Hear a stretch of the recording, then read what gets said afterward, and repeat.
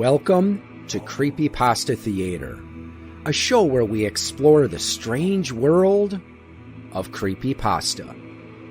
Join us as we hear tales best left untold, travel roads best left unexplored, and see sights best left unseen. Today's story, Angurvadal. Original story written by Seeger. This story serves as the prequel to a previous original creepypasta called The Truth About Turnip Town. And now, on to the story. Harold, are you sure you want to go through with this? The old man blinked as he came out of his meditative state. He looked up at his girlfriend, Matilda. She was a beautiful woman. Despite being 69 years old, her face was still smooth and radiant.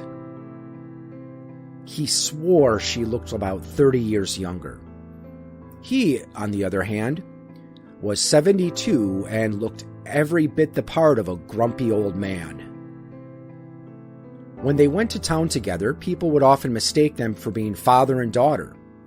Usually, they dismissed it with a chuckle. "I need to do this, Maddie," he replied. "According to Simon, the bonds we placed on Nama are starting to weaken. If she escapes, who knows what she will do." "But why you? Can't one of the younger members of the community go?" "I considered it," replied Harold, "but the trials ahead require a certain mindset and experience that I fear our neighbors might not have. It will be dangerous. I have lived a full life. I feel it would be more appropriate if I go. If I do not come back by sunset, assume I failed and get another member of the community ready. Alex would probably be the next best choice. Well, Simon certainly has the knowledge. He isn't much of a fighter." Harold embraced Maddie and gave her a long hug followed by a kiss on the cheek. The old woman knew it would be useless to try to talk Harold out of it. He was stubborn as an ox, but he had the best interests of the residents of Turnip Town in heart. She watched as Harold reverently picked up his Valknot necklace and placed it around his neck. He shouldered his backpack, slung his rifle over his shoulder, and slid his favorite knife into its sheath. Before heading to the door, he put his warhammer in his custom belt holster. It was an intricately decorated weapon Maddie gave him as a present when they first started dating.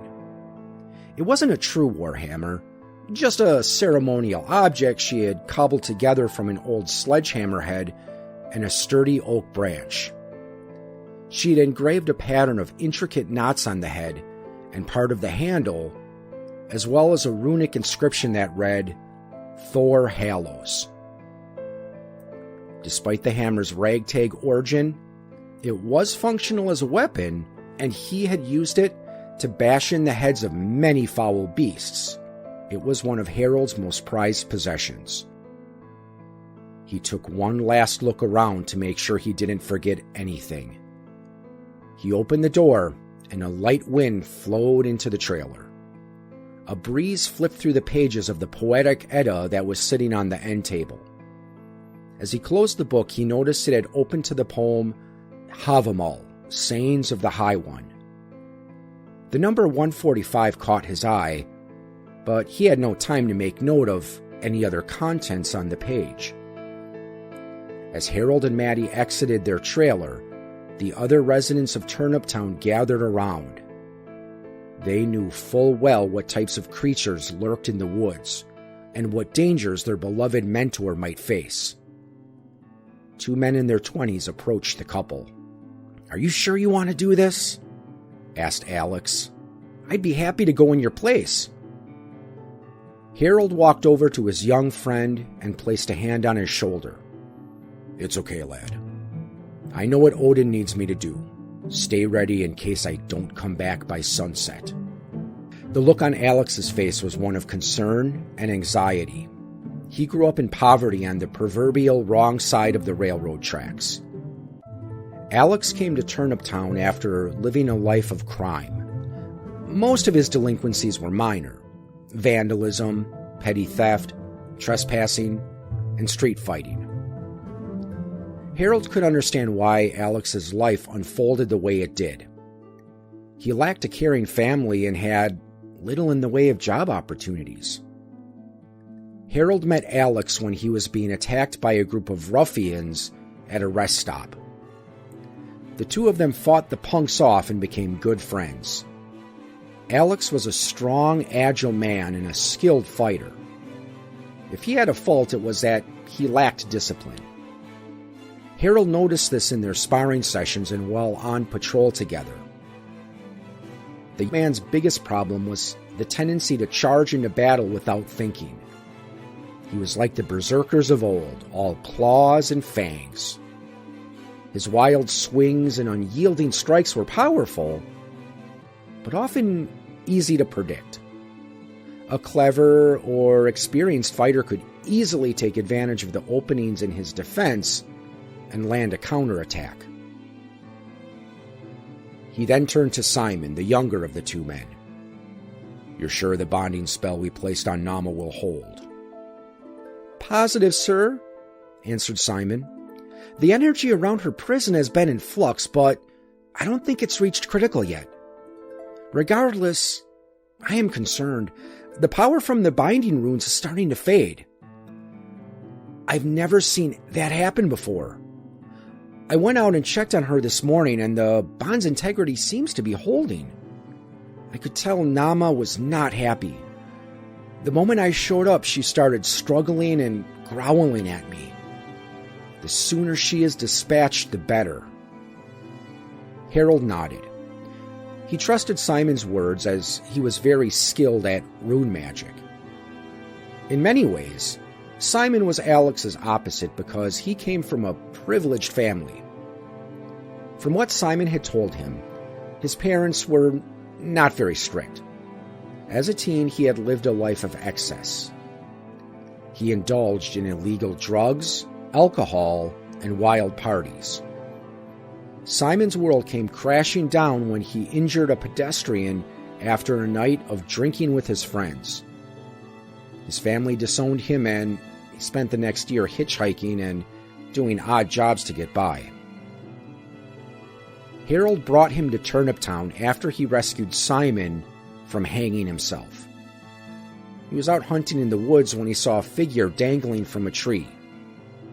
He rushed up to help and cut Simon down before he suffered serious injury. Although not the most athletic of their number, he was extremely intelligent and quickly became an expert at rune spells. Harold often wondered if the method Simon used to attempt suicide played a role in his affinity for the runes, as it mirrored how Odin obtained the power of these symbols in the first place. The speed at which Simon mastered the staves and learned the workings of the weird was simply astonishing. He knew Simon would do what he could to help him out. The rune mage had a hunch that this expedition would cost Harold something. He just didn't know what. On that, the gods were silent. Harold trusted both men and knew that they worked hard to distance themselves from their checkered pasts. If they continued along their current paths, they would be competent leaders for their settlement. But neither of them was ready for what needed to be done this morning. Alex handed over the map.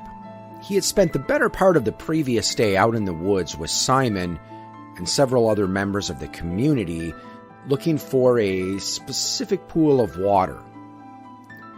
The old man said his goodbyes and started down the trail into the woods. Officially, the woods were known as Drakewood Forest. It was a large patch of wilderness that was largely inaccessible to the general public thanks to the terrain.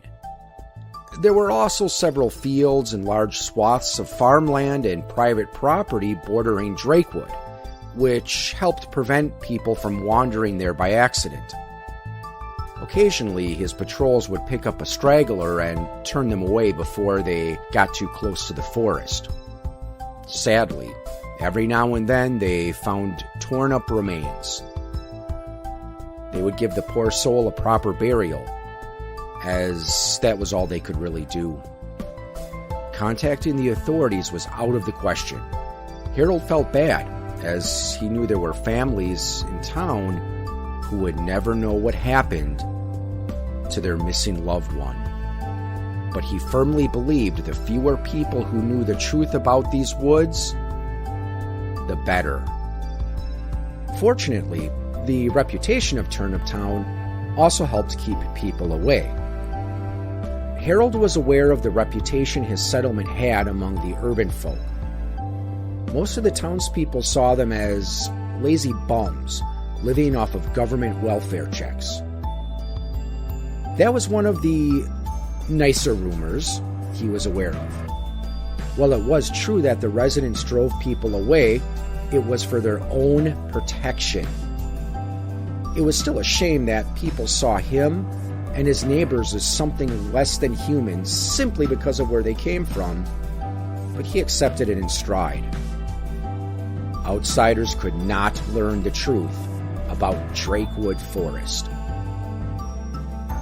Exactly what caused the patch of woods to become a haven for supernatural creatures was still a mystery.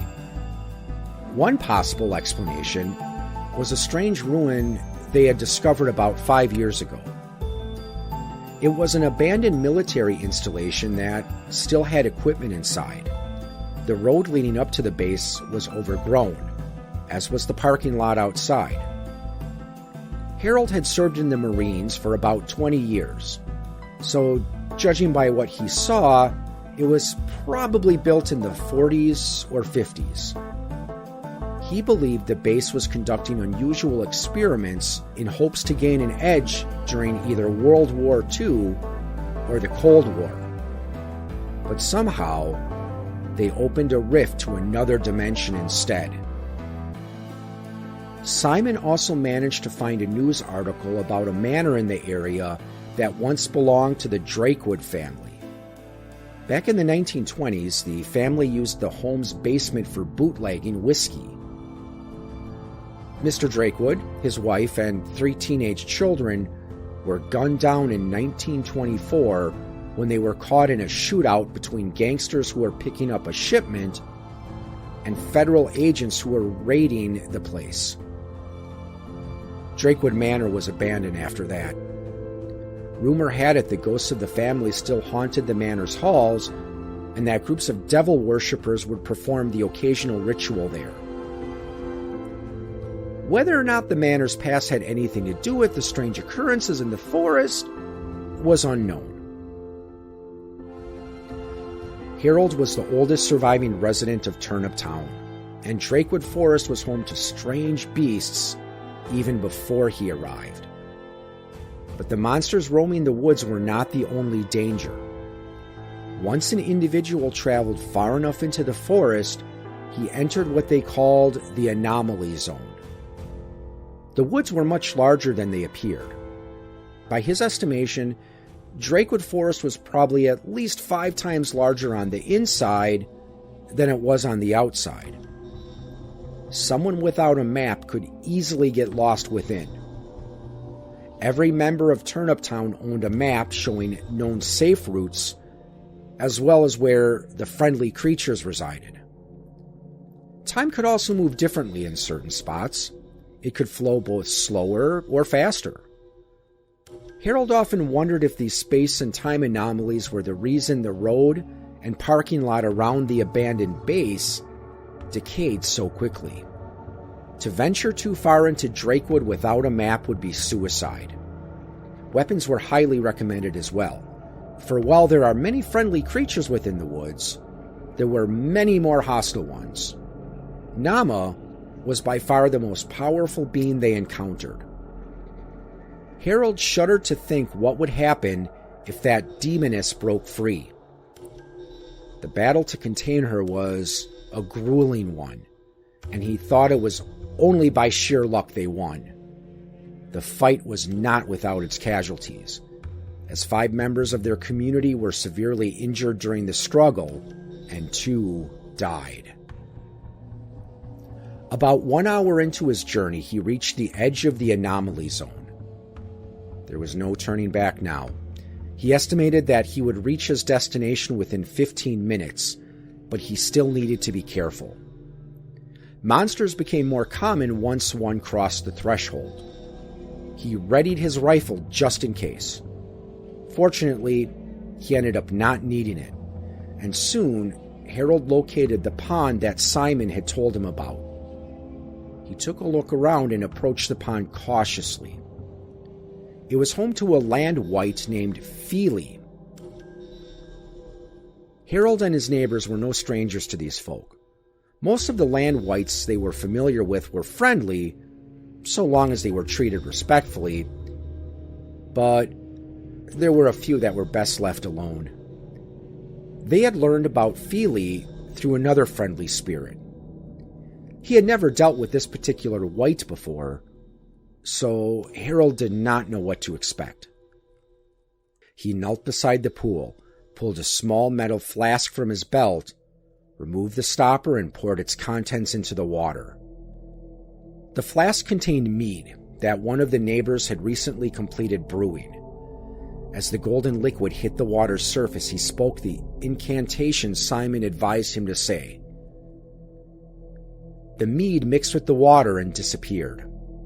A rock rose from the center of the pond, and out stepped a short man with olive skin and pointed ears.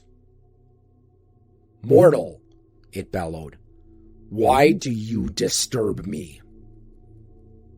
Harold slung his rifle over his shoulder to appear less threatening. "Hail to you, Feely.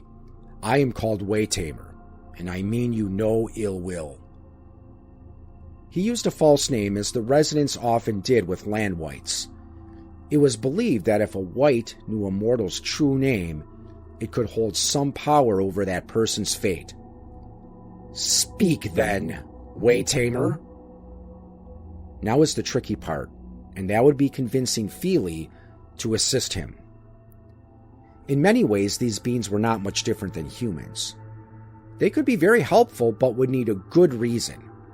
If Harold failed to make a convincing argument, the best he could hope for was indifference. "There is a great evil in these forests, a demon woman named Nama.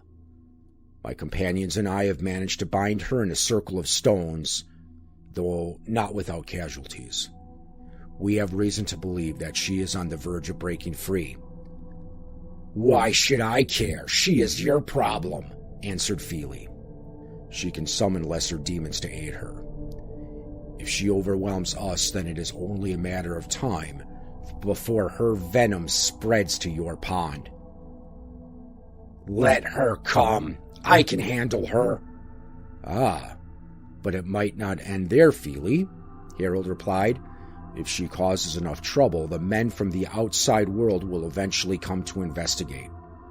Not all humans seek to live in harmony with you and the other residents of this forest.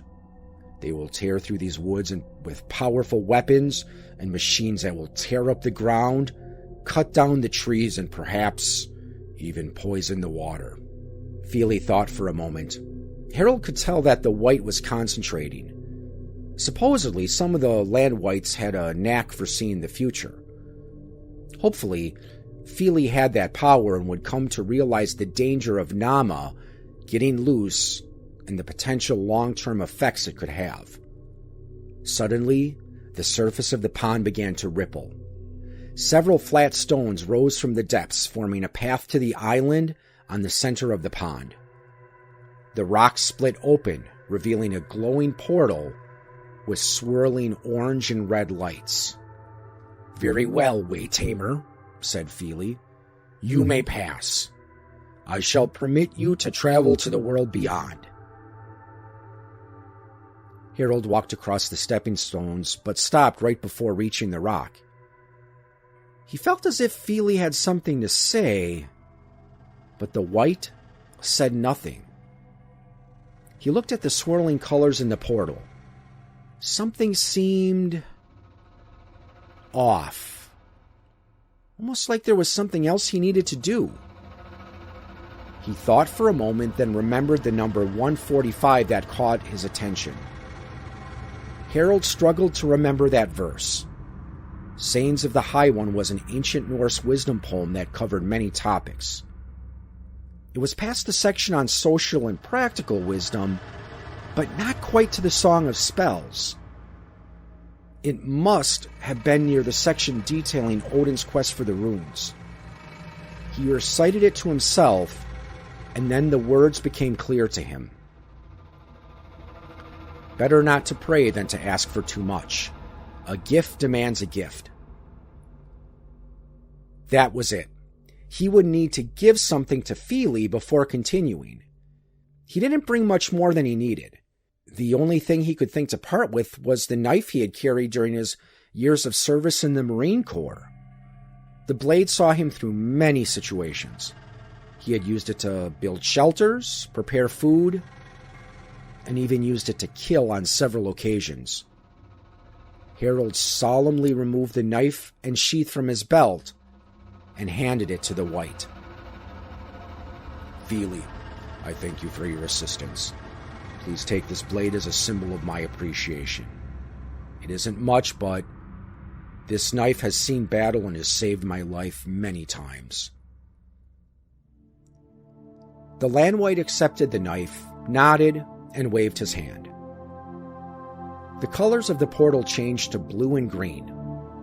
The feeling of unease that Harold felt before lifted.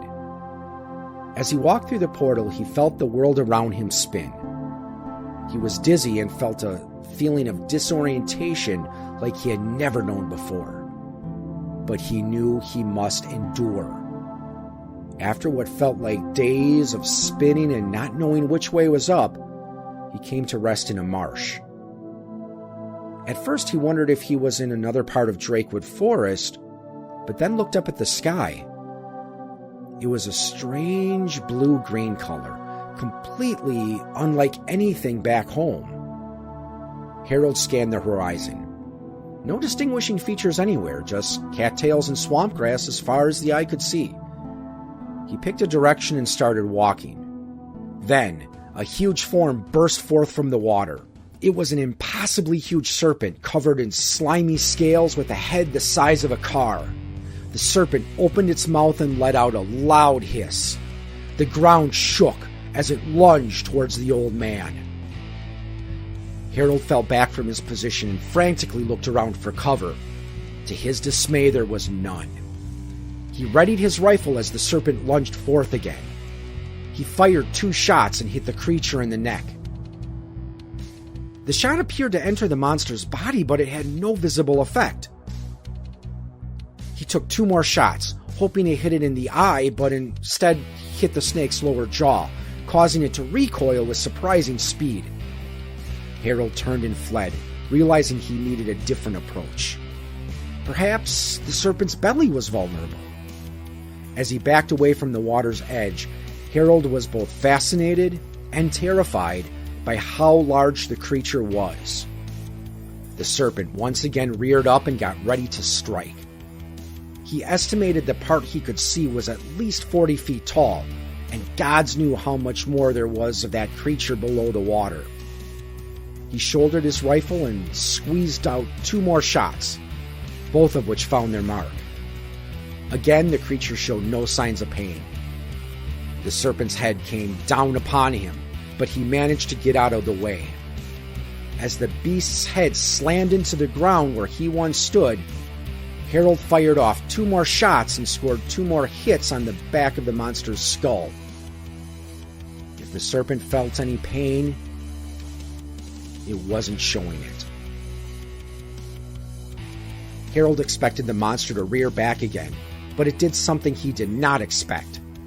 The serpent swiped its great head sideways. The old man jumped back but was knocked to the ground. The snake hovered above him, clearly ready to strike. It came down upon him with great speed. There was no time for Harold to roll out of the way, so he held his rifle in front of him. The serpent's jaws closed around the butt and barrel of his gun. Harold held on for dear life as he was hoisted into the air. The situation looked grim.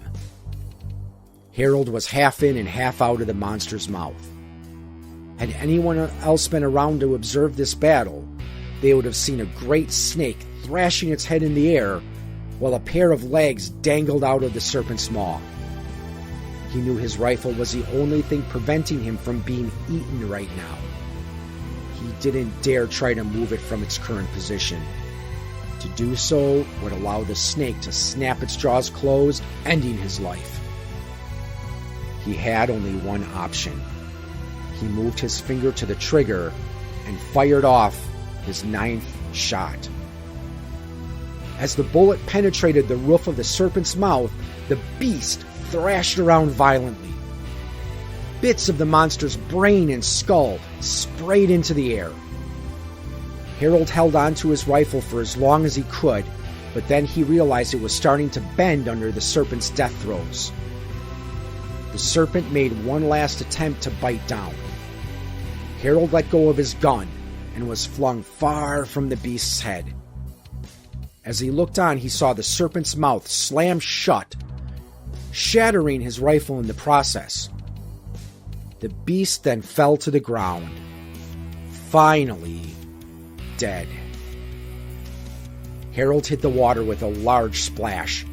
He struggled to swim to the surface, but something was pulling him down. He looked around, wondering what horror was latched onto him. He expected to see some horrible tentacle beast or sentient weeds. What he saw was much worse.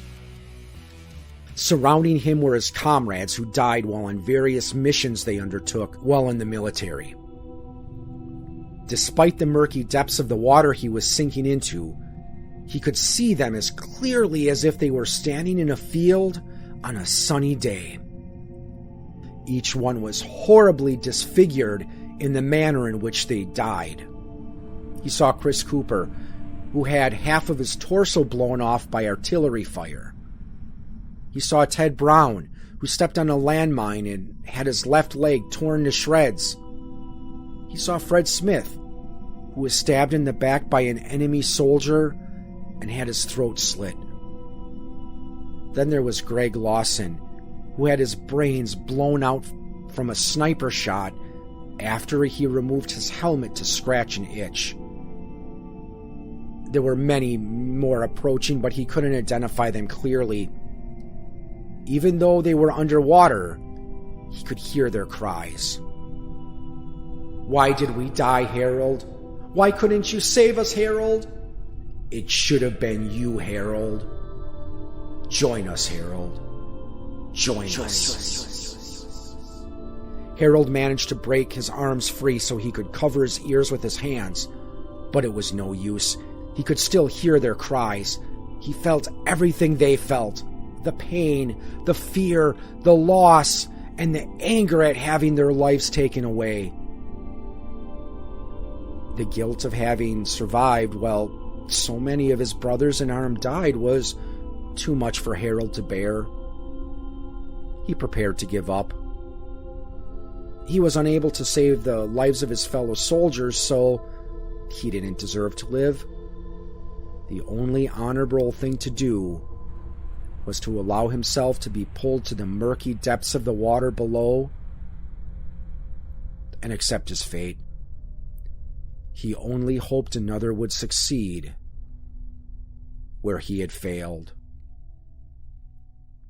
But then he thought of Maddie. He thought of Simon and Alex. He thought of the other residents of Turnip Town. Memories raced through his mind as he had touched their lives for the better. He was not responsible for the deaths of his fellow soldiers in any way. He did what he could to save their lives on the battlefield. A single line from Sayings of the High One echoed through his head. "A corpse does good for no one." Those words pushed him on and gave him a sense of purpose. He couldn't let himself fail. With renewed strength, Harold broke free from the grips of his dead friends and furiously swam towards the surface. Upon breaking the surface of the water, he found he was not in the marsh anymore, but in a rocky canyon. The sky had also changed, this time to a swirling purple and red color. Before him was a narrow path. He exited the water, shook himself off, and readied his last weapon, the hammer Maddie had given him. Having no other option, he moved onward and upward. Harold had no idea how long the climb took. He didn't have a watch on, and since there was no sun visible in the sky, he couldn't use that to make an estimate either. He looked above and saw the clouds churning. A rumble of thunder shook the ground. After a journey of unknown duration, he came to the top of a tall plateau. At its center sat a giant in what appeared to be a meditative position. Harold knew to be cautious.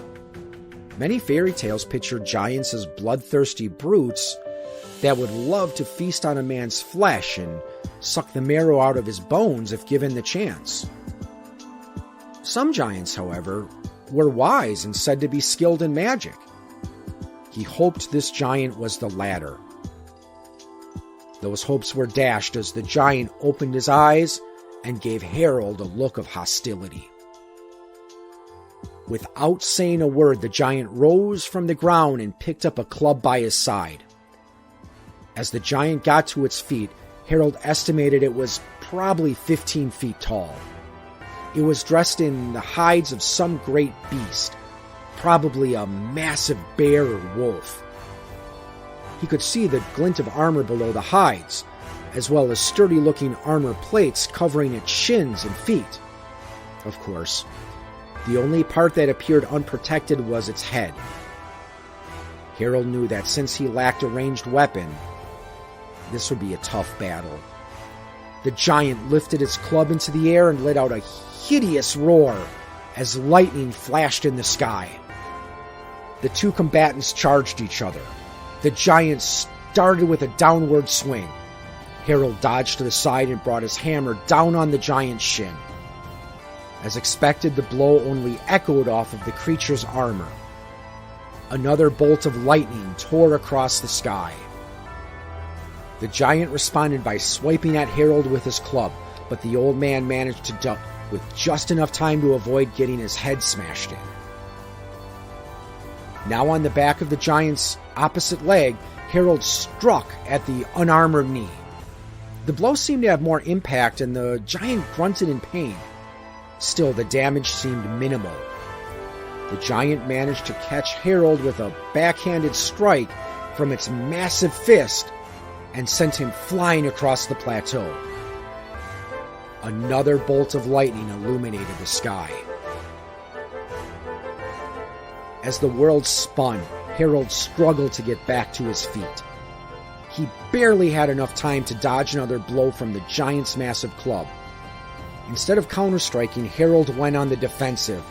He tried to analyze the timing of the giant's swings so he could rush in, strike, and get out of the way before his foe could retaliate. The strategy paid off, and the old man was able to deliver multiple blows to the giant without taking any further damage himself. Lightning continued to flash in the sky, and the thunder continued to rumble as the battle raged on. Harold knew the giant's armor was too strong. He could feel the vibration of each blow of his hammer as it landed on the giant's body. He managed to hit a few unarmored parts, but seemed to do little good. Harold's mind raced. He did not know how long he had been fighting the giant, but he knew his stamina was nearly spent. Another bolt of lightning arched across the sky. His knife may have been able to penetrate the giant's chainmail, but he had given that weapon up for passage to this strange world. The thunder continued to rumble, and another bolt of lightning illuminated the approaching giant. If only he had his gun, he could have easily shot the giant in the head.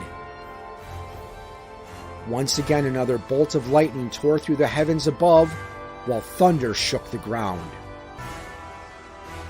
Harold then knew what he had to do. He had his hammer, which was more than just a gift from his girlfriend. It was a symbol of their love and the bond they shared. It was a ceremonial object. It was a weapon. It was a symbol of the leadership he used to guide the residents of Turnip Town. It was everything to him. But Harold knew what he had to do. With all his remaining strength, he threw his prized possession at the giant. The weapon hit square in the middle of the giant's head, and at the same time a bolt of lightning came down from the clouds churning above. The bolt incinerated Harold's hammer, and the giant's body with it. The plateau crumbled beneath Harold's feet, and he was once again falling through darkness until he found himself lying in the grass next to Feely's pond. "Well done, Waytamer." Harold looked up and saw Feely standing above him. The wight helped him up to his feet, then turned to his pond. Feely walked across the stepping stones until he reached the small island. He reached into the rock and pulled from it a sheathed sword. Feely then returned to Harold's side. "You have proven yourself worthy with your wisdom, your strength of will, courage, and willingness to sacrifice material possessions that you hold dear. Now, I entrust this blade to your care. This is the sword Angurvadal. A finer weapon I think you will never possess. This weapon will allow you to slay the demoness you have imprisoned. Fare thee well, mortal." Harold smiled and accepted the sword. He thanked Feely, then turned back towards Turnip Town. With this sword, they would finally be able to rid the world of Nama and many more like her.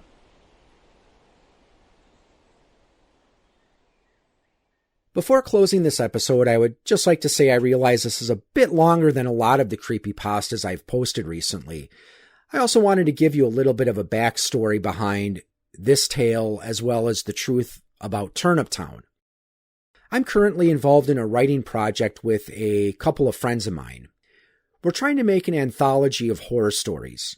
Each of us has the goal to come up with 3 different stories. We want to eventually get this published through a major publisher, and originally the Truth About Turnip Town and this story were going to be in that book.